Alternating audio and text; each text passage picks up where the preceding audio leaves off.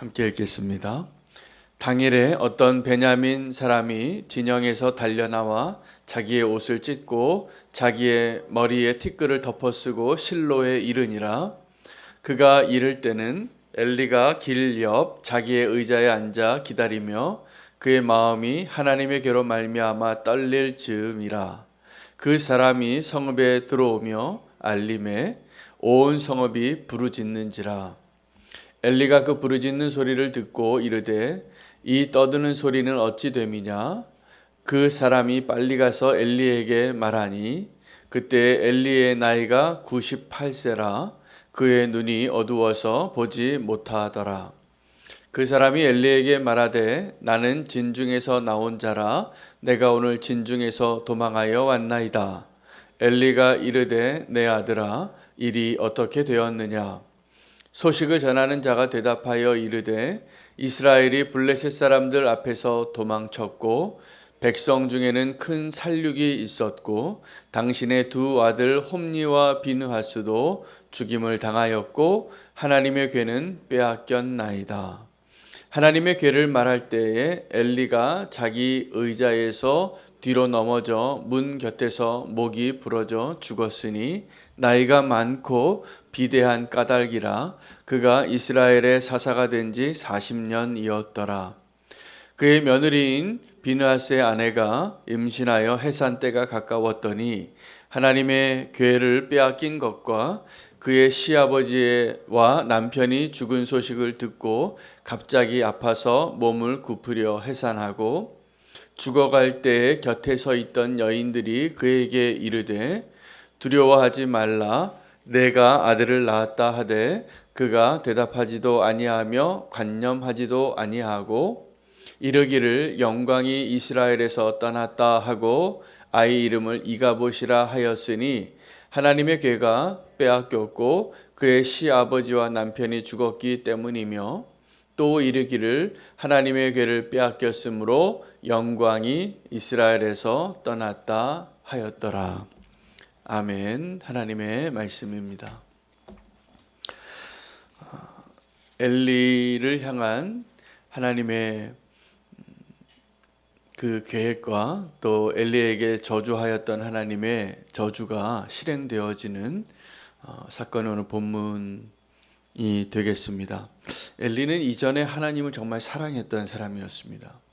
그리고 하나님을 사랑했고 또 하나님의 사랑도 받았던 자였고 하나님의 음성을 듣고 제사장으로 사사로서 한 시대를 하나님의 축복된 인생으로 살았던 사람인데 안타깝게도 우리의 기억 속에 엘리는 그의 마지막이 아름답지 않은 사람의 모습으로 기억이 되고 있습니다. 거기에도 하나님의 메시지가 있는 것 같습니다. 여러분, 우리의 마지막이 아름다워야 합니다. 그 마지막이 아름다운 게 생각보다 쉽지 않습니다. 지금 우리가 그 마지막을 향하여 살아갈 때에는 아직도 살아갈 힘이 있고 또 우리에게 소망이 있고 주님을 향한 사랑과 열정이 있어서 지금 달려갈 때는 괜찮은데 그 마지막을 지금 오늘 준비하고 살지 않으면 우리는 그 마지막이 결코 준비되지 않은 마지막이 될 것입니다. 엘리의 모습을 봐서라도 우리가 그 마지막을 미루지 마셔야 합니다. 그 마지막을 오늘 고민하고 그 마지막을 오늘 결단하고 그 마지막을 오늘 경험하게 될 때 우리는 준비된 자로서 주님을 맞이할 수 있는 겁니다. 말세에 대한 그 하나님의 경고는 사실은 우리를 향한 하나님의 축복의 소망의 메시지입니다. 주님 다시 오시겠다고 했고 그때는 배도하는 일이 많고 처처에 지진과 기근이 많고 적그리스도가 나타나고 다 우리가 넘어질 만한 것들이지만 그것을 미리 말씀해 주셨으니 오늘 그것을 분별하여 그 마지막 때를 사는 심정으로 오늘을 산다면 우리는 깨어있는 자가 될 수 있습니다. 엘리의 문제가 뭔가 우리가 생각해 보면 하나님의 음성이 들리지 않게 됐을 때 우리도 흔히 경험합니다. 오늘 이 본문의 주제가 이가봇이에요. 하나님의 영광이 이스라엘에서 떠났다. 그래서 그 비느하스의 며느리가 죽을 때 외치고 그녀의 절망과 이 엘리의 절망이 비슷한 것 같지만 아주 다릅니다. 오늘 그 차이를 발견하고 무엇을 절망해야 하고 무엇을 소망으로 붙잡아야 하는가를 오늘 꼭 결론 내리고 주님 앞에 나아갈 수 있으시기를 축복합니다. 엘리의 문제는 하나님의 임재가 그를 떠났을 때, 하나님의 음성이 더 이상 들리지 않았을 때, 원인이 어디에 있든지 하나님은 그 사사를 통하여서 그 이스라엘의 한 세대를 구원하시고자 했고, 하나님의 말씀이 들려지고 선포되어지고 실행되어지기를 원하셨는데, 엘리는 이제 그 일에 한때 귀하게 쓰임 받았던 자였지만 그의 마지막이 아름답지 않은 모습이 됐습니다. 여러분, 그때 어떤 순간이 있었을 겁니다. 하나님의 말씀이 더 이상 들리지 않는데, 하나님의 임재가 더 이상 느껴지지 않았을 때, 그때 우리가 어떻게 하느냐가 중요합니다. 엘리의 모습을 보면 엘리는 그 하나님의 임재가 더 이상 느껴지지 않을 때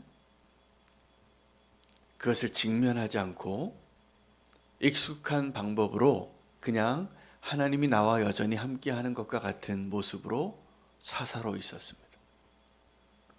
여러분, 이게 두려운 겁니다.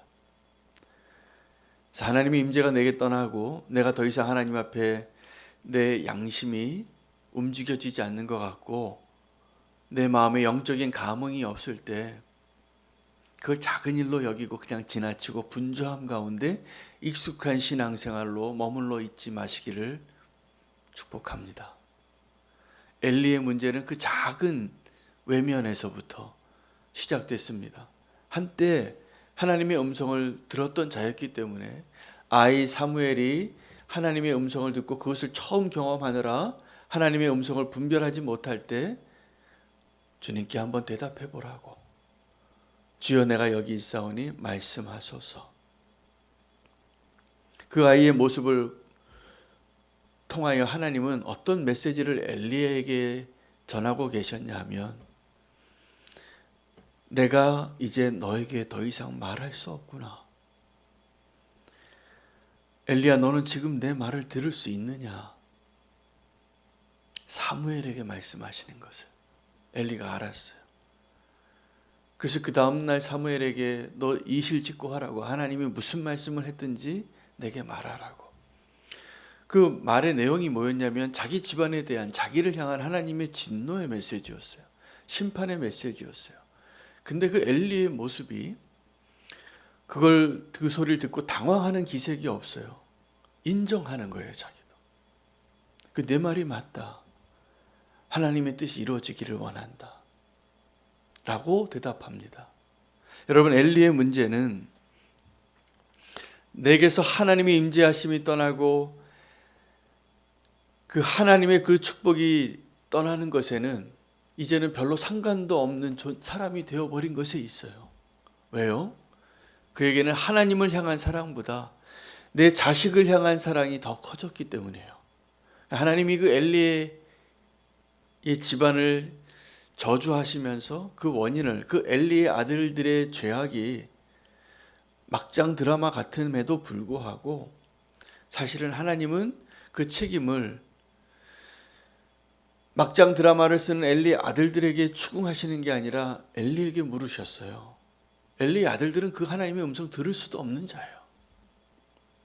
엘리에게 네가 왜 어찌하여 나보다 네 아들을 더 중하게 여겨서 이 악을 방치하였느냐. 엘리는 제가 보니까 하나님의 절망이 언제 느껴졌냐면 하나님의 임재가 더 이상 느껴지지 않을 때였어요. 근데 그 절망했어야 됐습니다, 그때. 근데 그 절망을 연기한 거예요. 그 절망을 회피한 거예요. 여러분, 엘리가 나중에 오늘 본문의 핵심은 엘리가 죽어요. 물론 그 전에 더 먼저 죽은 사람이 있죠. 엘리의 아들들이 죽었고 이스라엘 군사들이 굉장히 많은 숫자가 전사했어요. 패배했어요. 이 하나님의 언약궤가 그 블레셋과의 전쟁에 들어섰을 때 환호했던 사람들은 이스라엘 사람들이에요. 승리를 확신했습니다. 이제 하나님의 언약궤가 우리의 싸움 가운데 진중에 들어왔으니 우리가 이기리라. 블레셋 사람들은 두려워서 떨었습니다. 큰일 났다. 저들에게 그들의 신의 임재 상징인 언약궤가 지금 전쟁터에 들어왔다. 그때 블레셋 사람들이 결단을 합니다. 우리 힘을 내자고. 낙심하지 말자고. 전쟁의 결과는 정반대로 하나님이 그들과 함께 있음에도 불구하고 그 언약궤는 하나님의 임재를 상징하고 살아계신 하나님의 능력을 드러냅니다. 이 사무엘서의 역사 속에서. 그러나 그때는 하나님이 이스라엘과 함께 있음에도 불구하고 이스라엘을 돕지 않으셨어요. 엘리가 절망적인 소식을 듣습니다. 이스라엘이 언약궤가 나아갔음에도 불구하고 그 전쟁에서 돌아섰고 그건 이미 패배한 거예요. 언약궤는 빼앗겼고 당신의 두 아들 홈니와 비느하스는 죽었고. 여러분, 엘리의 사망 원인이 뭘까요? 엘리의 사망 원인이 목이 꺾여서 죽었는데 사실은 뭐라고 부연 설명이 많습니다. 이 사건을 아주 자세하게 설명하는데 거기에는 엘리의 삶과 엘리의 모습과 엘리의 생각과 엘리의 중심이 다 설명되어지는 사건의 근거들이에요. 엘리를 어떻게 표현하냐면 나이가 많아서 98세인데 비대해서 의자에 앉아 있는데 눈이 안 보여요. 여러분, 우리의 마지막이 하나님의 말씀으로 날마다 경각심을 가지고 그 마지막 때를 깨어서 살면 우리의 영혼이 그 마지막 때의 소망으로 살게 되는데 그것을 미루고 살면 다른 기쁨으로 대치됩니다. 아들을 기뻐하는 것으로 바뀌어져요. 근데 그 마지막에 하나님이 그 엘리가 이전에 절망했어야 할 때 절망하지 못했기 때문에 엘리의 사망 원인은 하나님의 언약궤가 빼앗겼다는 그 소식을 듣고 죽은 것이지 목이 꺾여서 죽은 것은 그냥 결과예요. 엘리의 사망 원인은 하나님을 향한 절망을 그때 느끼게 된 것입니다. 여러분, 십자가는 우리를 절망의 자리로 인도할 것입니다. 그런데 그래서 우리가 사는 거예요. 빨리 절망하세요, 자기 자신에게. 그리고 내가 하나님 외에 다른 것 붙잡고 그래도 그 소망을 붙잡고 살겠다고 여기저기 기웃거리고 사는 것, 성도의 삶 같지 않잖아요. 절망해야 할 것에 빨리 절망하는 게 낫습니다. 엘리는 그 절망을 계속 연기하다가 마지막에 정말 절망해서 죽어요. 엘리는 절망해서 죽은 것이지 목이 꺾여서 죽은 게 아니에요. 나이 많아서 죽은 게 아니에요. 비대해서 눈이 보이지 않아서 죽은 것이 아니에요.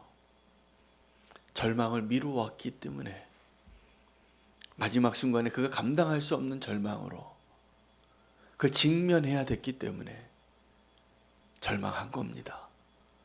여러분, 그 절망은 빨리 지금 하시는 게 낫습니다. 그래야 새로운 소망이 시작이 됩니다. 이 홈니와 비느하스가 죽고 언약궤가 빼앗기고 자기 시아버지가 죽었다는 소식을 들었던 한 여인, 비느하스의 아내 엘리의 며느리, 그가 그때쯤에 출산을 앞두고 있었는데, 여러분, 출산이라는 사건은 생명이 잉태되어지는 것이지만 반드시 죽음과 같은 고통을 통과해야 됩니다. 그래서 그 상고의 고통은 사실은 죽음의 고통인 거예요. 한번 죽었다 살아나는 거죠. 그 상고의 고통은. 근데 죽었다 살아날 때 살아나는 그 기쁨이 훨씬 큰 것이죠. 그래서 그 기쁨 때문에 그 고통을 잊어버리는 거예요. 죽을 만한 고통인데 아기를 이제 내 뱃속에서 태어난 그 아기가 세상을 맞이한 모습을 팔에 안고 기쁨으로 눈물을 흘리는 게 어머니예요. 참 위대합니다. 그 어머니는 출산할 때마다 오늘 이 죽음을 다 경험하신 위대한 분들이에요. 존경합니다. 그리고 그 기쁨으로 살아내는 거예요. 그 기쁨으로 그렇게 사랑하는 거예요. 보면 부성애도 강하지만 모성애가 훨씬 강한 이유가 있습니다. 그 고통을 경험했기 때문에요. 남편은 구경만 했어요. 그런데 어머니는 그 죽음을 통과하고 절망을 경험하고 소망을 얻었기 때문에요. 이 비느하스의 며느리가 그 출산의 순간에 자기가 죽습니다. 이 여인은 죽고 아이는 태어나는데 그 여인을 좀 살려보려고 주변에 있는 사람들이, 산파와 가족들이 위로해요. 좀만 더 힘을 내라고. 아들이야. 근데 아이가 이가봇이 태어나는데 그 여인은 그 절망으로 죽습니다. 이 여인도 엘리와 똑같이. 그런데 그 여인의 절망 속에는 하나님을 향한 소망이 담겼습니다. 그래서 이 엘리의 절망과 그 이가봇이라는 아이를 출산하면서 그 며느리가 고백한 이가봇이라는 것은 소망의 절규였어요. 엘리는 그냥 그 절망 속에서 죽음을 맞이할 수밖에 없는, 목이 꺾이는, 그냥 풀썩 주저앉는 모습이 되어버렸지만 그 여인은 하나님의 영광을 그렇게 사모하다가 죽은 거예요. 똑같이 그 하나님의 언약궤를 빼앗긴 사건 때문에 죽은 두 사람, 하나님의 저주가 이루어지는 그 사건 속에서도 이 비느하스의 며느리는 하나님의 영광이 떠났다. 그 고백에는 하나님을 향한 소망을 가지고 죽어간 것입니다. 그리고 생명을 하나 잉태한 거예요. 이가봇이라는 아이가. 물론 그 가문을 향한 하나님의 저주는 엘리의 가문에 대한 저주가 무섭습니다. 너의 그 가문에 노인이 없을 것이라. 다 젊어서 요절해서 죽을 거다. 여러분, 우리가 하나님의 임재를 떠나는 그 작은 일에서 그 절망을 미루었던 한 사람의 인생, 하나님께 귀하게 쓰임 받았다가도 그 마지막이 아름답지 못했던 그 엘리의 그 작은, 엘리는 어떻게 보면 그냥 우유부단한 사람인 거죠. 그런데 그 우유부담함 때문에 하나님의 영광을 너무나 빼앗겼어요. 하나님의 언약궤를 빼앗겼기 때문에 경험하는 하나님의 영광의 상실 이전에 엘리는 이미 하나님의 영광을 다 빼앗기는 그 아들들의 막장 드라마 속에서 살았어요. 엘리는 그렇게 죄를 짓지 않았어요, 보니까.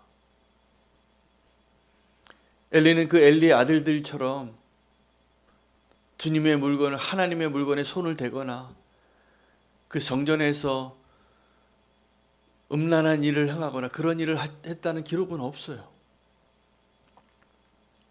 그의 아들들이 그런 것이지. 그런데 하나님은 누구에게 책임을 묻냐 하면 엘리에게 묻는 거예요.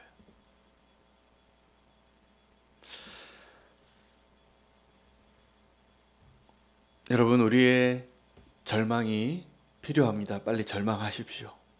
그 절망을 미루지 마십시오. 그래야 정말 소망을 얻습니다. 절망해야 할 자리에 절망할 때 우리가 진짜 회개하게 되거든요. 그때 정말 주님께 돌아오게 되거든요. 근데 우리는 그때 그것을 계속 미루고 내일 하겠다고. 여러분, 엘리의 문제는 그 절망을 내일로 미룬 것이었어요. 마지막에 감당할 수 없는 그 절망이 다 함께 몰아치니까 그는 목이 부러지는 모습으로 쓰러져 죽는, 나이 많아 눈이 보이지 않고 비대했던 이전의 영광을 이야기하는 안타까운 사사의 모습이 됩니다. 오늘 우리를 살게 하는 것이 하나님 앞에서의 나를 향한 절망과 또 하나님 우리에게 주시는 진정한 소망이 있음을 오늘 인정하고, 예수 그리스도의 십자가가 그 출산의 경험과 동일합니다. 죽음을 통과해서 생명을 얻는 것이죠. 여러분, 우리에게 하나님이 주신 복음은, 정말 기쁜 소식은 두렵고 죽음을, 절망을 회피하는 소망이 아니에요. 그 죽음을 통과하고 승리하고 우리에게 주시는 진정한 기쁨이에요. 그 소망을 붙잡으시기를 바랍니다. 오늘 절망할 일을 빨리 절망하세요. 그리고 소망이 되시는 예수 그리스도를 붙잡을 수 있는 그 복된 소식, 그 기쁜 소식을 저와 여러분에게 주신 주님을 오늘 다시 만나고 회복하게 되시기를 축복합니다. 하나님의 영광이 떠난 자가 살 때 이미 그의 존재와 그의 삶과 그의 가문과 그의 모든 삶은 하나님의 영광을 잃어버리는 진짜 원인이 될 것입니다.